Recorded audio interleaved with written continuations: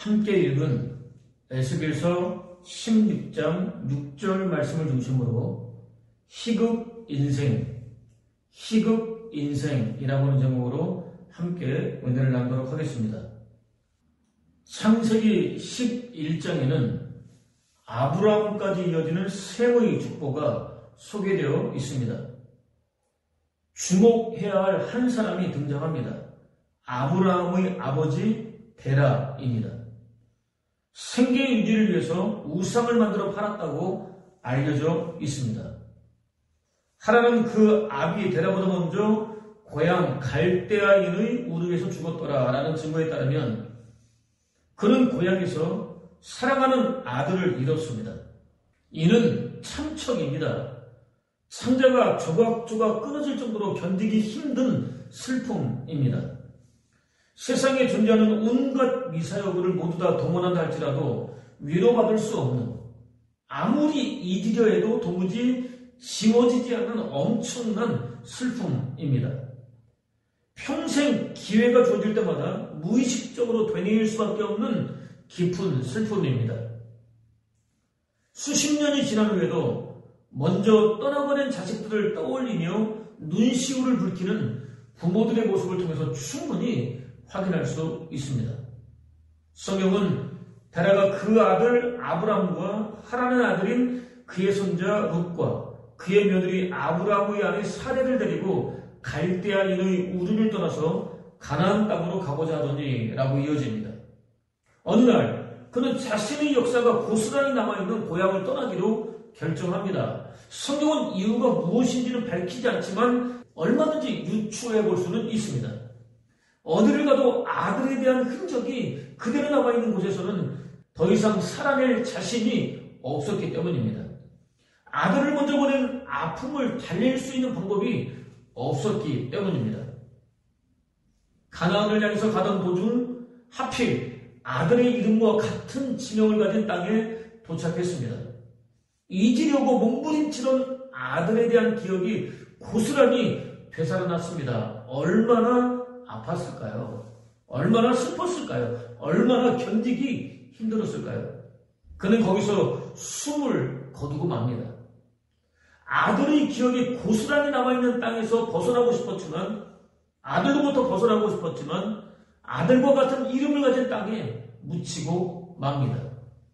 견디기 힘든 상처로부터 벗어나고 싶어서 자신의 역사를 고스란히 지워버리려고 몸부림쳤지만 당시에는 지명만 알고 있었던 미지의 세계 가나안을 향해서 무작정 출발했지만 상처가 고스란히 되살아난 땅에 상처를 그대로 간직한 채 묻히고 말았습니다.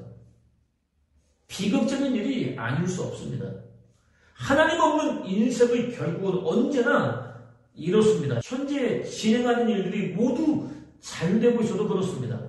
간과하지 말아야 할 사람들이 있습니다.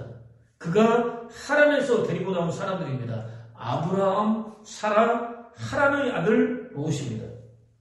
아브라함은 나중에 믿음의 조상으로 거듭납니다. 여호와께서는 견디기 힘든 아픔과 슬픔과 상처를 잊어버리기 위해서 시도했던 그들의 떠남을 믿음의 출발로, 비극을 희극으로 만들어 주셨던 것입니다. 인생은 고해입니다. 고통의 연속입니다. 하나의 고통을 겨우 이기고 나면 또 다른 고통이 쉴 겨를도 없이 다가옵니다. 하루하루가 고통으로 채워져 있습니다. 평생 끊임없이 이어지는 고통들 속에서 몸부림치며 고생만 하며 살다가 소중한 인생이 끝장나 버릴 것만 같습니다. 그는 18세기 세계 최초로 오트란토 성이라는 허황되어 믿기 어려운 괴기 소설을 탄생시켰습니다. 자신의 소설을 읽거나 연극을 보며 어떤 느낌을 갖게 된 사람들은 누구나 공포에 사로잡혀서 비명을 지르게 될 것이라고 확신했습니다. 비극으로 규정했습니다. 자신처럼 생각할 수 있는 사람에게는 희극이라고 규정했습니다. 똑같은 상황도 어떤 입장에 서느냐에 따라서 비극이 될 수도 있고 희극이 될 수도 있다고 규정했습니다. 희극 배우이면서 영화 감독인 그는 삶은 가까이서 보면 비극이지만 멀리서 보면 희극이다 라고 말했습니다. 그녀의 삶은 크고 작은 포기와 실패와 거절로 채워졌습니다. 그렇다고 삶이 끝나지는 않았습니다. 계속 이어졌습니다. 자신에게 주어진 비극적인 삶을 누구보다 열심히 살아냈습니다. 많은 시간이 흘러서 어른으로 성장했습니다. 지난 삶을 돌아왔습니다. 비로소 멀리서 볼 수 있었습니다. 살아내기가 결코 쉽지 않았지만 비극으로 단정 지을 수 없었습니다. 살짝 눈물이 흐르긴 했지만 웃을 수 있었습니다. 당시에는 비극 같았던 삶의 무수히 많은 편린들이 오늘의 희극을 만들어주었기 때문입니다. 특히 하나님께서는 너희를 향한 나의 생각을 내가 안다. 평안이요 재앙이 아니다. 너희에게 희망이 가득 찬 미래를 주려는 것이다 라고 선포하셨습니다. 당장의 상황은 그야말로 깜깜한 절망이었습니다. 빠져나올 수 있는 가능성이 전혀 보이지 않았습니다. 끝이라고밖에는 달리 생각할 도리가 없었습니다. 인간의 입장에서는 그랬습니다. 하나님의 입장에서는 완전히 달랐습니다. 재앙처럼 보이는, 비극처럼 보이는 당장의 상황은 결론이 아니었습니다.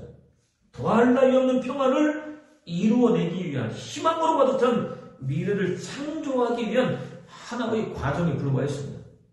실제로 비극으로 끝날 것 같았던 상황은 전혀 예상하지 못했던 희극으로 이어졌습니다. 하나님께서 하시는 일의 결과는 언제나 이렇습니다. 희극입니다.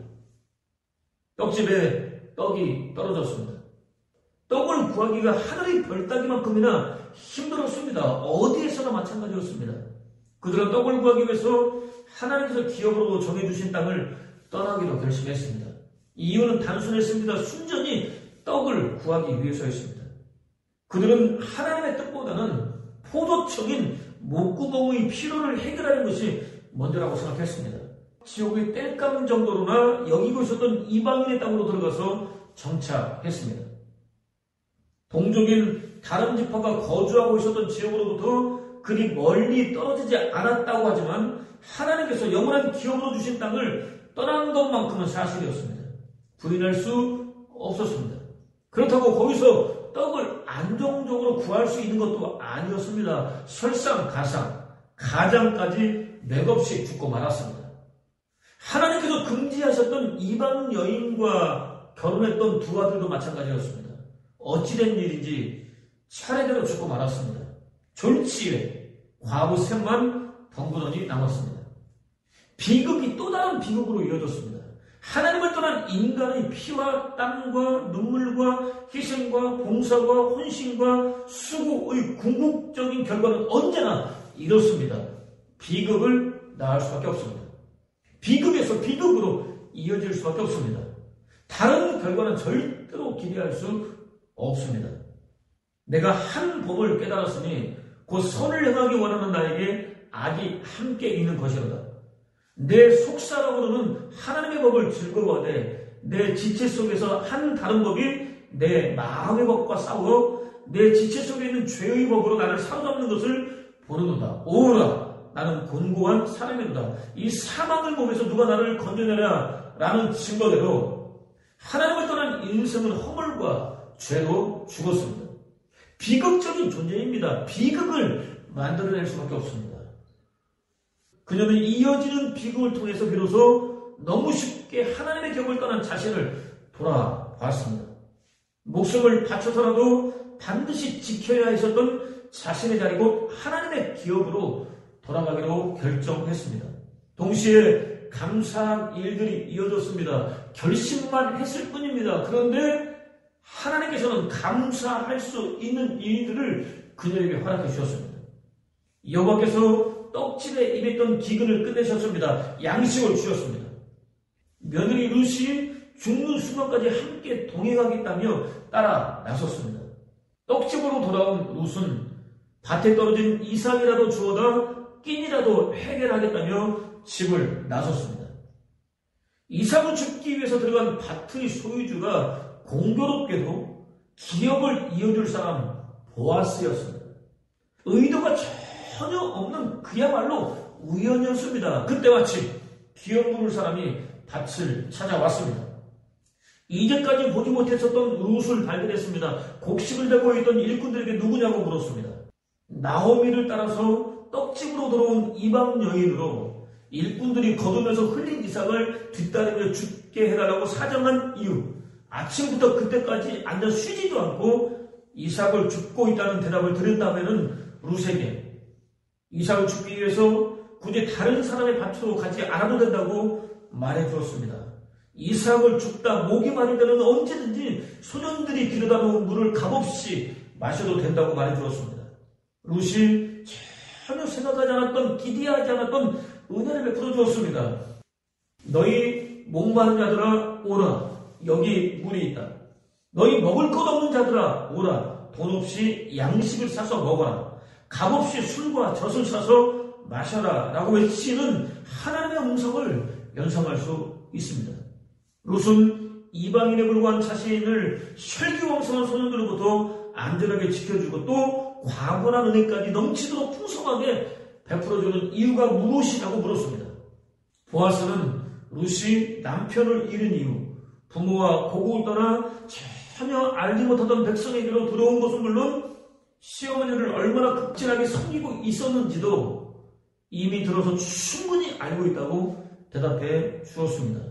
또 여호와께서 네가 행한 일에 보답하시기를 원하며 이스라엘 하나님 여호와께서 그의 날개 아래에 보호를 받으러 온 너에게 온전한 삶 주시기를 원하노라 라고 축복해 주었습니다. 음식을 배불리 먹을 수 있도록 나눠주었습니다. 일꾼들에게는 의도적으로 곡식 다발에서 조금씩 뽑아서 버리라고 명령했습니다. 어떤 경우에도 꾸짖지 말라고 명령했습니다. 이미 알고 있는 대로 이방인인 룻은 보아스를 통해서 예수 그리스도의 육신의 조선이라는 바늘에 오르게 됩니다. 이렇게 룻기는 스스로 해결할 수 없는 비굴로부터 시작해서 희극으로 마무리됩니다. 하나님께서 하신 일입니다. 인간의 역사는 비극으로 이어지지만 하나님의 역사는 희극으로 결론이 나게 되어 있는 것입니다. 우연과 마침이 그야말로 절묘하게 어우러진 결과입니다. 성경은 또 그들이 성읍으로 올라가서 그리로 들어갈 때 사무엘이 마침 산당으로 올라가려고 마주 나오더라 라고 증거합니다. 그는 누구나 흥분할 정도로 준수한 사람이었습니다. 자신이 잃어버린 암나귀를 찾아오라는 아버지 명령에 최선을 다해서 순종했습니다. 며칠 동안이나 헤매고 다녔지만 찾을 수 없었습니다. 자신을 걱정할 아버지가 생각났습니다. 집으로 돌아가기로 결정했습니다. 함께 암나귀를 찾아 나선 종이 돌아가는 길에 선지자를 만나면 어떻겠느냐고 물었습니다. 길을 묻기 위해서였습니다. 선지자가 있다는 성읍으로 올라가기 위해서 서둘러 걸음을 재촉했습니다. 중간에 문을 길러가는 소녀들을 만났습니다. 선지자가 있느냐고 물었습니다. 소녀들은 있다고 대답해 주었습니다. 선지자가 제사를 위해서 오늘 성읍에 들어왔고 산당으로 올라가는 중이니까 조금만 서두른다면 제사를 시작하기 전에 만날 수 있을 것이라는 자세한 설명까지 해주었습니다. 하나님께서 세밀하게 예비해 주신 은혜였습니다. 그는 서둘렀습니다. 그때 마침 선지자가 그들을 만나서 함께 제사드릴 산당에 올라가기 위해서 성읍에서 나오고 있었습니다. 이미 여호와로부터 되어질 일에 대해서 말씀을 들은 선지자는 그가 언제쯤 자신을 찾아올지 알고 있었습니다. 사울의 입장에서는 우연이었습니다. 당연했습니다. 선지자의 입장에서는 아니었습니다. 누구도 거부할 수 없는 절대 주권과 누구도 가늠할 수 없는 탁월한 섭리로 지으신 세계는 물론 개인을 다스리시는 여호와께서 사전에 예비해 놓으신 필연이었습니다. 그들은 서로에게 고해와 같은 인생을 사는 동안 필연적으로 만나야 할 사람이었던 것입니다. 저와 여러분 역시 마찬가지입니다. 고해와 같은 인생을 사는 동안 반드시 필연적으로 만나야 할 사람들입니다. 하나님께서 그렇게 될 수 있도록 섭리해 놓으셨습니다. 그렇습니다. 예수 그리스도 안에서 하나님의 거룩한 자녀로 거듭난 저와 여러분의 인생에 우연은 없습니다. 하나님의 치밀한 섭리만 있습니다. 필연입니다. 결론은 최상입니다. 더할 나위 없는 선입니다. 흘러넘치는 복입니다. 희극입니다. 누구도 부인할 수 없는 엄연한 사실입니다. 호흡하는 동안 세상 사람들이 눈에 쌍불을 켜고 추구하는 복들 가운데 단 한 가지도 누리지 못해도 그렇습니다. 오히려 수고를 넘치도록 하고 옥에 갇히기도 더 많이 하고 매도 수없이 많이 맞고 여러 번 죽을 뻔해도 그렇습니다. 40에서 하나 감한매를 5번 맞고 3번 태장으로 맞고 1번 돌로 맞고 3번 파손하고 일주일을 깊은 바다에서 지내고 강의 위험, 강도의 위험, 동족의 위험, 이방인의 위험, 시내의 위험, 광야의 위험, 바다의 위험, 거짓 형제 중의 위험, 수고하며 애쓰고 자지 못하고 주님이여 목마르고 굶고 춥고 헐벗고 이리저리 유리해도 그렇습니다. 하루도 쉬지 않고 교회에 대한 염려에 짓눌려 있어도 그렇습니다. 오랫동안 치밀한 사는 계획과 준비 끝에 사모하던 선교지에 도착했지만 예수 그리스도 복음 한 번 전하지도 못하고 허무하게 순교했어도 마찬가지입니다. 최소한 영원한 구원과 생명은 물론 의와 평강과 희락으로 충만한 하나님 나라가 그들을 위해서 선물로 예비되어 있기 때문입니다. 세상 그 무엇과도 비교할 수 없는 영원한 축복이 예비되어 있기 때문입니다. 노래를 잘하는 학생이 남의 집 창문 아래서 노래를 부르고 대가를 받는 관습이 있었습니다. 노래가 엉망진창일 경우나 창문 안의 주인 성품에 따라 무안을 당할 수도 빈손으로 쫓겨날 수도 있었습니다. 중세를 대표하는 성직자, 성서학자, 언어학자로 종교개혁에 앞장섰던 그도 학창시절 한 부잣집 창문 안에서 노래를 부르게 되었습니다. 노래를 시작하자 체격이 크고 무섭게 생긴 사나이가 창문을 열고 바라보더니 갑자기 뛰어나왔습니다. 원래 노래를 잘 못한다는 열등의식을 가지고 있었던 그는 험상궂게 생긴 사나이가 자신이 부르는 노래를 듣기 싫어 주먹질이라도 할 줄 알고 냅다 도망치기 시작했습니다. 사나이는 포기하지 않고 계속 쫓아왔습니다. 발이 빠르지 못했던 그는 결국 잡히고 말았습니다. 어떤 일을 당할지 몰라서 공포에 질렸습니다. 벌벌 떨고 있었습니다. 순간 전혀 예상치 못했던 일이 벌어졌습니다. 험상궂은 사나이는 그가 전혀 생각하지 못하고 있었던 뭉친 돌을 쓱 내밀었습니다. 그때서 비로소 따라온 이유가 뭉친 돌을 주기 위해서였다는 사실을 알게 되었습니다. 그는 이 경험을 바탕으로 두려움의 안경을 끼고 세상을 보면 세상만 상하다 걱정과 염려로 가득 차 있고 믿음이라는 안경으로 세상을 보면 세상이 감사하고 좋게 보인다. 자신을 위한 창세적 작정을 이루시기 위하여 한순간도 쉬지 않고 줄곧 일하시는 하나님의 손길이 보인다라고 말했습니다. 그날 갑자기 어린 아이의 울음소리가 울려 퍼졌습니다. 깊이 잠들어있던 가축들이 놀라 깨었습니다. 어머니는 인자한 얼굴로 웃었습니다. 감동한 아버지는 감사를 올려드렸습니다. 별을 따라왔던 목자들은 무서워 말라. 보라, 내가 온 백성에게 미칠 큰 기쁨의 좋은 소식을 너희에게 전하노라. 오늘 다윗의 동네에 너희를 위하여 구주가 나섰으니 곧 그리스도 주시니라. 너희가 가서 강보에 쌓여 구유에 뉘어있는 아기를 보리니 이것이 너희에게 표적이니라 라고 일러줬던 천사의 말이 그대로 이루어진 것을 확인하고 하나님께 영광을 올려드렸습니다. 찬송을 부르며 돌아갔습니다. 하늘의 뜻을 알고 동방으로부터 찾아왔던 박사들은 아기에게 무릎을 꿇어 경배드렸습니다. 황금과 유향과 몰약을 예물로 드렸습니다. 인류 역사 속에서 한순간도 쉬지 않고 이어져 왔던 비극을 끝내고 인류의 참된 희극을 시작하시는 아기 예수의 탄생을 축하드렸습니다. 한 나무꾼이 나무하러 산으로 들어갔습니다. 침농쿨을 거두려고 붙들었는데 하필 그늘에서 자고 있던 호랑이 꼴이었습니다. 크게 놀란 그는 쏜살같이 나무 위로 올라갔습니다. 화가 난 호랑이는 그를 떨어뜨리기 위해서 나무를 마구 흔들었습니다. 나무꾼은 겁에 질렸습니다. 나무에서 떨어지고 말았습니다. 공교롭게도 호랑이 등이었습니다. 이번에는 호랑이가 놀랐습니다. 나무꾼을 떼어놓으려고 정신없이 몸을 흔들었습니다. 나무꾼은 호랑이 등에서 떨어지지 않으려고 안간힘을 썼습니다. 호랑이는 어떻게든 나무꾼을 떼어놓기 위해서 빠르게 달리기 시작했습니다. 남고도 살기 위해서 사력을 다해서 호랑이 등을 더 힘껏 껴안았습니다. 그 모습을 뜨거운 뼈아뼈 아래서 땀을 뻘뻘 흘리며 일하고 있던 농부가 보았습니다. 죽기 아니면 살기로 사력을 다해서 호랑이 등을 붙잡고 있었던 나무꾼이 너무 부러웠습니다.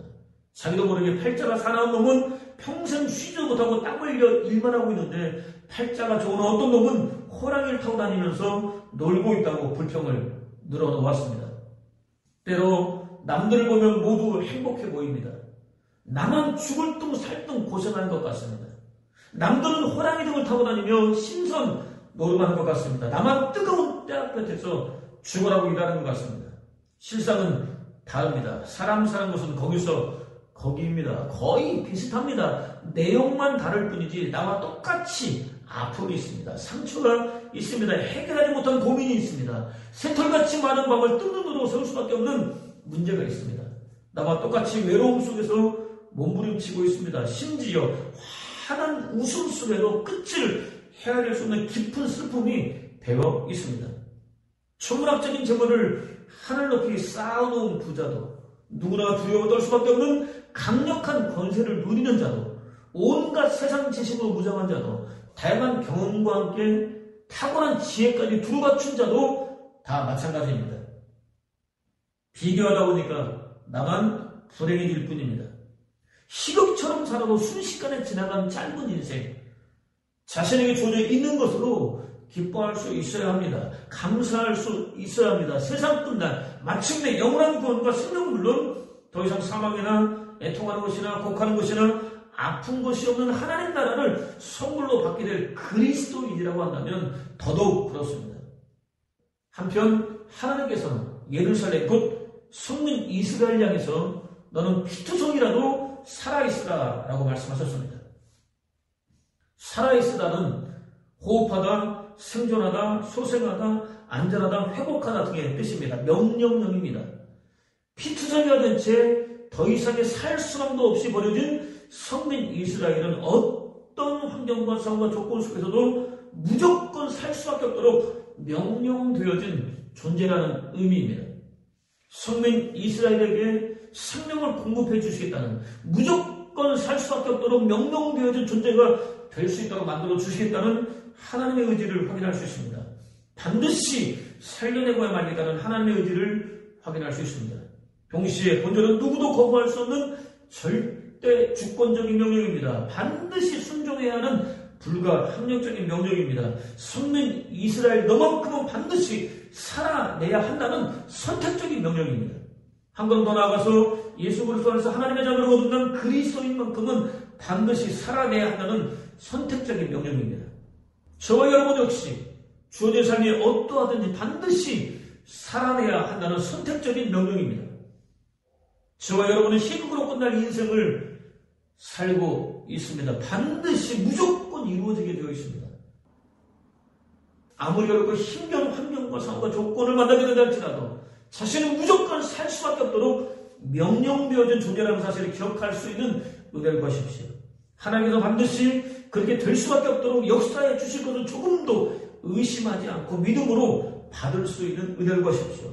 희망이라고는 어디서도 찾을 수 없는 비극적인 삶이 주어진다 할지라도 결코 스스로 포기하지 말고 최선을 다해서 살아낼 수 있는 은혜를 구하십시오. 그것을 통해서 오늘 누구보다 밝고 환한 삶을 살 수 있을 뿐만 아니라 참된 희극인 구원과 생명과 하나님 나라를 선물로 받는 복된 삶을 사는 저와 여러분 되시기를 주님의 이름으로 축원을 드립니다.